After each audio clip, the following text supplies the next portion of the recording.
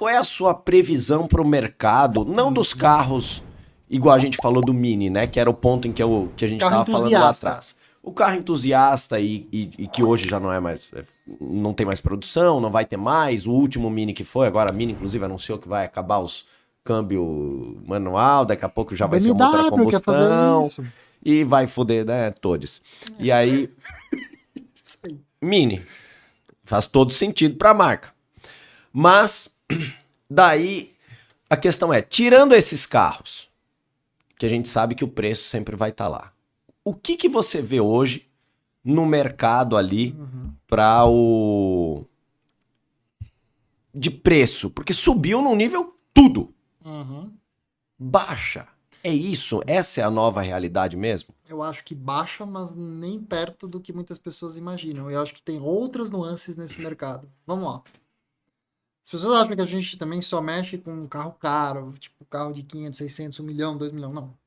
O grosso do meu business, dia a dia, mês, mensal, volume, cara, é 100 a 200, 200 a 300, tá? E aí não é que eu atendo só um entusiasta, eu atendo a pessoa normal, que quer tomar uma decisão. Por exemplo, o cara que tá procurando o primeiro SUV blindado dele para usar com a família. Tipo, é o cara que tá olhando para uma Q5 19, 20, é o cara que tá olhando muitas vezes para uma Tiguan R-Line, é o cara que tá olhando para uma X1, se é que a X1 é um SUV, né? Na verdade é um mini Countryman piorado. Desculpa, eu tenho raiva da X1. E eu não entendo, todo mundo, o mercado adora aquele carro. Mas eu acho melhor de dirigir, por exemplo, que uma XC40. Puta, é o cara que tá procurando o primeiro BMW Série 3 dele, né? É o cara que tá procurando um Audi A3. Eu vou dar um exemplo clássico, cara. Eu gosto de olhar porque essa visão dos últimos 3 anos, assim, o carro campeão de volume que eu mais comprei foi um BMW Série 3 F30, certo? 1415, Active Flex, 16, facelift. É o que todo mundo quer. Né, Sport GP com teto ou M-Sport, é o tesão de todo mundo, né? Se tiver bom negócio, pode até ser Sport peladinho. Eu te falo, teve uma época no Carchase que a gente negociou, assim, acho que foi um stretch até mais ou menos meados de 2022, que eram 10 a 12 carros desses comprados por mês para cliente. Lembrando, todo carro que eu compro passa para pré-compra, para o laudo e é negociado. Então, 3 coisas precisam acontecer. Aí eu te pergunto, né? 2023, um ano depois. Acabou 2023, né, na realidade. Quantos desses carros eu compro hoje por mês? Poucos, né? 3, 4, 5, num mês bom. Desaqueceu bastante, esfriou bastante o mercado. Ou não? Não tem nada a ver com isso. Conte aí. Você que entende dessas coisas. O maior problema é o seguinte, velho. A qualidade do carro está piorando muito. Entendeu? Tipo assim, a gente sabe que a mecânica, a plataforma F30, ela é robusta, ela teve fabricação nacional. Mas nós estamos chegando num ponto de nos depararmos com carros que estão num ponto que, assim, tem reparo, tem conserto. O carro pode ficar bom? Pode, mas é financeiramente, economicamente não recomendado. Aquele carro que você nota que o carro tomou um banho de loja para tentar passar para frente. Sim. Entendeu? Tipo, eu acho que assim, claro, você não pode ser exigente com um carro 2015 como você é com um carro 2022. Mas tem que ter um standard de qualidade. E especialmente pensando com a cabeça do consumidor que te procura para comprar um carro que ele quer ter sossego, ele quer ter paz, ele tem a vida dele. As pessoas acham assim, ai, para que serve isso que você faz? Cara, é simples. Às vezes você pode até não enxergar valor no que eu faço, mas você não é pai de família, médico, advogado, você não tem um dia a dia, você não é legal que você tenha um cara técnico que vai caçar para você esse carro, que vai fazer as perguntas certas, que vai interagir, que vai ver 4, 5 carros para você. Então, a leitura inicial que eu vou te falar é o seguinte: a fase de euforia já passou. 2023 não foi um ano para as pessoas comprarem um carro pensando numa especulação. Ah, vou comprar esse carrinho aqui, fica 2, 3 meses, 6 meses que eu vou vender mais caro. Isso morreu. Tá? Só que, por outro lado, a gente está sofrendo com um fenômeno que é não tem reciclagem de novas opções. Por exemplo, eu entro todos os dias, por exemplo, Tiguan e Série 3 são carros que eu, naturalmente, a cada 2, 3 dias eu estou vendo tudo que está de mercado na cidade de São Paulo. Eu sei o que está vendo. E eu começo a entrar e ver as mesmas figurinhas carimbadas que a gente já foi ver, que já conhece, que está em loja que a gente sabe que o negócio não é bom. Cadê os carros novos? Não aparece. A gente criou a plataforma até para ver se puxa um pouco o pessoal, porque o Web Motors tá foda. Não dá para levar a sério o Web Motors, tá difícil de lidar. Mas cadê o carro? Cadê os carros bons? Cadê o carro seminovo? Tá pegando o carro usadão. Então você tem um lado dessa história que é o seguinte, tá bom. O carro não pega mais valor. A tendência é voltar para um ciclo normal de depreciação.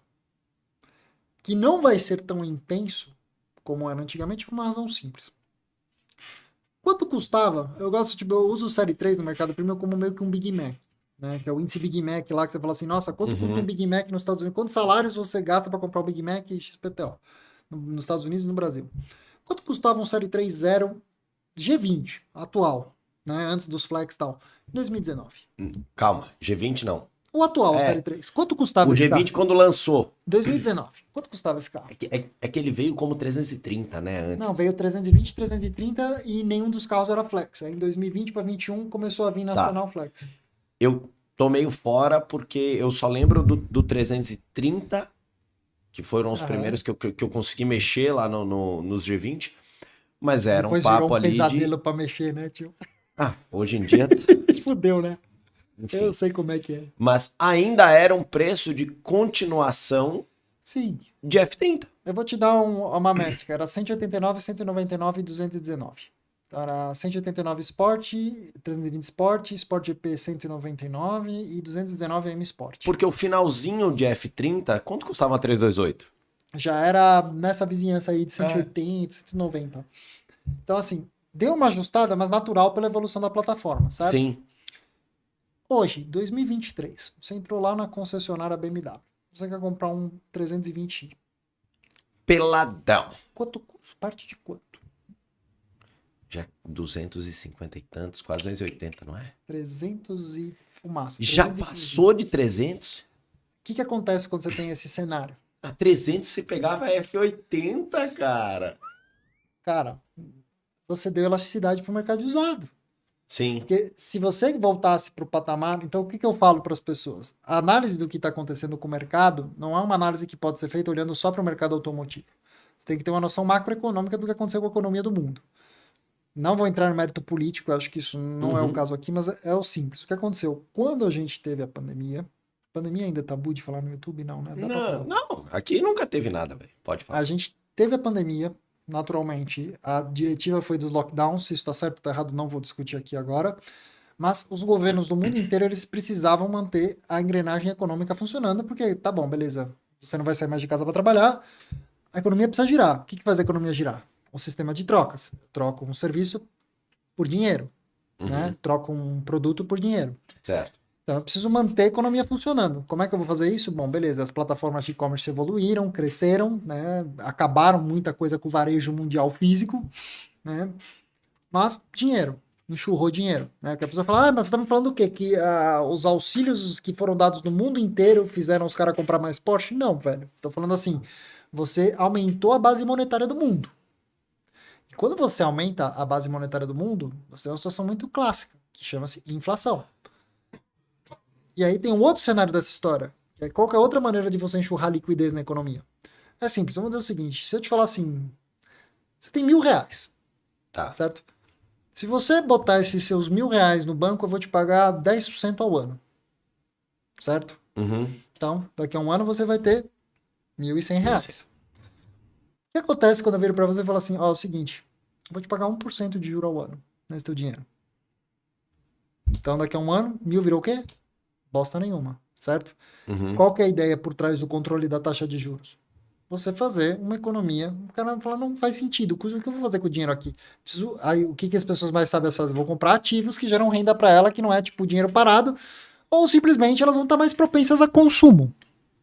Certo? Então, já que esse dinheiro não vai me render mais dinheiro, eu vou gastar. Eu vou usar. Então, aí você pode ser sábio e inteligente e torrar isso com um ativo, comprar um imóvel que você vai alugar, vai tirar renda, ou comprar uma ação de uma empresa. Ou uma 911. Aí que tá. Eu vou chegar no ponto. O que aconteceu? Cara, o problema da situação da pandemia, especialmente nessa população de poder aquisitivo mais alto, a pandemia ela foi muito democrática num aspecto simples, né? Não importa se você é rico, se você é pobre, onde você mora, onde você vive. Pegou todo mundo. Se você pegou, ou não vai te acontecer nada, ou você pode empacotar. Teve muita gente que olhou e viu gente empacotando, cara. Triste constatação. E muita gente que falava assim, cara, porra, quer saber? Não, quando eu fizer 40 anos eu vou comprar um Porsche. O cara começou a olhar e falou, irmão, Talvez eu não chegue lá, então é agora ou é não, pode ser nunca. E com o mercado automotivo especial, cara, o carro é uma das poucas coisas que você podia curtir sem tanto risco, você concorda? Sim. Você se Você fecha podia no entrar seu no seu carro. carro lá e, inclusive, Posto de as gasolina estradas fechou? estavam...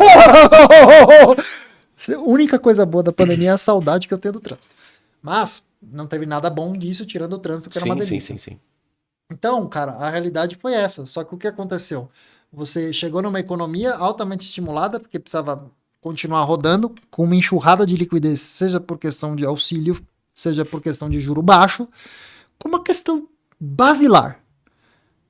Ninguém está trabalhando, ou está trabalhando num ritmo muito diminuído. Sim. Então, a oferta de produto, o que aconteceu? Caiu. Caiu. Dinheiro sobrando, oferta diminuiu. Oferta e demanda, o que acontece? Isso gerou a pressão inflacionária que eu sempre falei. A pandemia, ela gerou uma pressão inflacionária por dois lados. Tanto da demanda quanto da oferta. Aí A oferta era a fome enxugou com a e o dinheiro vontade foi. de comer. Então, o que acontece? O impacto inflacionário do dinheiro no mundo, em maior ou menor escala, já foi feito. Qual que é o grande dilema hoje? Tipo, eu sei que parece uma baita referência maluca pra quem tá assistindo pô, vemos aqui falar de carro e o cara tá falando de economia. Mas tudo é interligado. É isso que é a coisa que você tem que ter noção. Em alguns, qual que é a maior luta que hoje os Estados Unidos têm hoje lá, na economia deles hoje? É lidar com a inflação que eles geraram. Sim. Por que o Fed está na taxa de juros máxima da história dele? Não, pelo menos máxima da história não, né? Década de 70, tipo, 80, mas tá tipo 5%, no passado basicamente. recente é... Tipo, há praticamente 15, 20 anos que não se viu uma taxa de juros tão alta nos Estados Unidos. E qual que é o outro lado dessa história? Porra, meu, essa taxa de juros, qual que é o grande dilema? Porra, você vê as taxas de hipoteca móvel lá nos Estados Unidos é muito diferente, né? Nos Estados Unidos você não tem uma hipoteca de imóvel com taxa fixa, você tem taxa variável. Então, tipo, Sim. o pagamento mensal do cara lá, que era tipo 500, 600 dólares, virou 1.000 agora. Então, tipo, isso você vai conduzindo, você vai enxugando.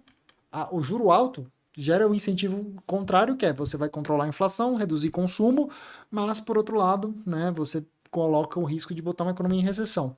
Mas isso é o que a gente vive aqui no Brasil, é o que a Europa já está vivendo, muitas economias entrando em recessão. Só que o que eu falo é, a inflação, ela acontece. Qual que é o remédio da inflação? É a deflação. A deflação significa o quê? Não, os preços chegaram e começaram a descer. Aí eu vou te fazer uma pergunta sincera. Historicamente, me diz a última vez que você ouviu falar de deflação na história do mundo moderno. Eu também não consigo te dizer. Então, por isso que eu falo para as pessoas, não, porque a BMW vai voltar a vender um BMW Série 3 0 km a R$200 mil. Não vai.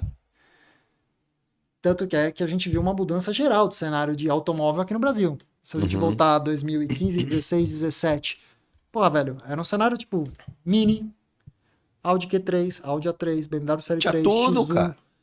Você fala, caralho, eu tô na Europa? Você vem andar aqui você anda aqui no Itaim, já tem BMW, Mercedes, Audi, Volkswagen, né, Passat, Golf GTI, Tiguan Highline era R$189 mil. Q5, as primeiras, R$189 mil. Hoje, essa zona de produto foi confortavelmente lá para 300 a 400, quando não é mais de 400, tá? E aí, o que preencheu esse nicho? Né? Quanto custa um T-Cross hoje? Quanto custa o Nivus? Sim. O Taos, que flopou, porque leitura errada pra caralho de mercado da Volks. A Volks, ela só não entendeu que o maior mérito de venda da Tiguan é o espaço, não é... peraí, deixa eu manter o motor, vou vender um carro menor. Você vê, estão fazendo aí saldão feirão de Taos, Comfortline, ninguém quer. Virou um cancro o carro. Jeep, por que Jeep virou Stellantis? Desculpa, você mexe muito com Stellantis? Posso dar umas porradas? Pode. Não, mas cara, aqui o pau que dá em João, o pau que dá no injetado, dá no carburado. A Stellantis é uma porra de um Fiat, entendeu? Tipo, aquela cultura de controle de qualidade em rua. Você pode olhar quantos Jeep você vê, carro moderno precisando de guincho na rua. Quantos são Jeep? A Jeep é uma versão um pouquinho mais soft porn do que uma Land Rover, entendeu? Mas tudo bem. É um soft porn de Land Rover. Cara, essa é muito boa. Essa eu vou anotar. Entendeu? Tipo, então você pega, tipo, os caras lançam aquele motor 1.3 turbo lá que, não, solução, vou dar uma calibrada no produto, tira a força pra ver se aquela merda para de comer óleo como come. É um problema sério, você tem um problema de usinagem no motor, acabou, ponto final. E você vê que... Já foi solucionada a proposta. Foi? Foi. Quando saiu essa solução? Agora? Cara, não, já faz algum tempo. Já faz algum tempo. O que fizeram? Trocaram os motores? Tinha um problema tinha um problema lá dentro. Tinha, né? Tinha peça. Tinha peça. Peça. Trocaram alguns part numbers ali e agora ele já não tem mais esse tomara que consumo de óleo. prosperem, porque você entende por que o mundo quer um Jeep. O carro é altinho, quando você pega uma versão que tem uma traçãozinha integral, puta, eu tava falando isso com um amigo nosso que também trabalha no meio, falou, pô, cara, eu acho que o Jeep vai muito bem, por exemplo, eu que pego asfalto mais acidentado, terra, essas coisas, o carro serve muito melhor do que, por exemplo, uma X1 ou até mesmo uma Tiguan, eu concordo, só que eu falei, cara, você é uma exceção, a regra não é, as pessoas querem um carrinho mais altinho pra andar em São Paulo pra não pegar lombada e valeta. Sim. Então, o ponto dessa história toda é, cara, a gente vê como mudou essa opção de carro. Então, o que era antes Audi, BMW, Mercedes, hoje virou Jeep, Volks, Corolla Cross. E tem uma coisa, pior ainda nessa história toda. Pior, vai. Tomara que eu esteja errado, né? Quem que viu o filão até 300 mil e falou, chinesada. Comprou Camaçari, né? Camaçari era Ford, foi a BYD.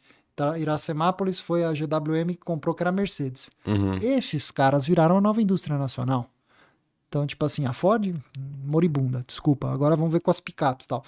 Então, assim, o contexto da obra tá claro. A gente teve uma inflação, não temos condições macroeconômicas para ter uma deflação, só que tem um outro lado da história que tá bom. O que eu faço? Aquele cara que muitas vezes não é ligado em automóvel, tá chegando no mercado hoje, o cara chega e pô, cara, eu comprava uma BMW com 200 pau, hoje que eu compro o Corolla Cross. Aí muitas vezes você tem aqueles 3 perfis de vendedor de carro, macro geral, que a gente aprendeu olhando o nosso business. Você tem aquele cara que tá trocando de carro porque ele tá enjoado, ele quer só uma experiência nova. Né? O carro do cara tá bom. Sim. Ele só quer, tipo, enjoei. Você tem o segundo cara, que é aquele cara assim, meu irmão, o carro tá bom hoje.